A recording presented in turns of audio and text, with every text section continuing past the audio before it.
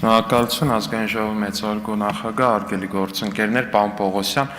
իրականում հարց էի ուզում տալ, չհասցրեցի, խոսքը վերաբերվում է էլեկտրական մեքենաներին։ Երեկ տեղեկացա, որ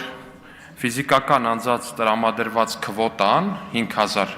էլեկտրոմոբիլների չափով ամբողջությամբ սպառվել է, բայց ով զարմանք, պաշտոնական դիլերների քվոտայից սպառվել է ընդամենը մոտավորապես 10%-ը։ Այս ֆենոմենի բացատրությունը կա ինչ-որտեղ,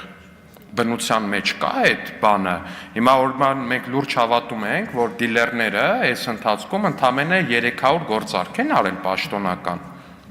Ես դրան չեմ հավատում, կներեք, իմ մոտ տպավորությունն է, որ պաշտոնական դիլերները ուղղակի պետությանը, քաղաքացիներին մոլորեցնում են, այսինքն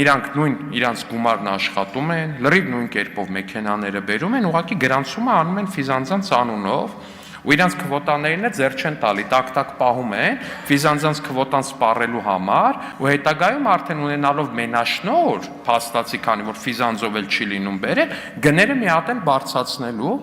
Ես կարծում եմ պետք է մի հատ վերանայել ու հասկանալ, եթե այդպես է տեղի ունեցել, առհասարակ այդ քվոտան առհասարակ ազատականացնենք։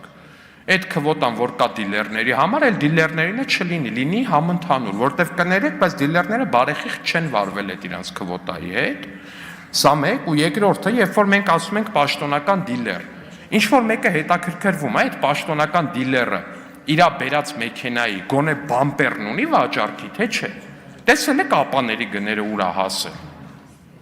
Ինչի հաշվին է ասել, գնում են, Չինաստանից ամեն տեսակ մեքենա բերում են դիլերի անվան տակ, բայց այդ դիլերին, որ հարցնես բամպեր ունես, եղբայր մեքենայի ամենաշատ վթարվող դետալը, բամպեր ունես, չունի։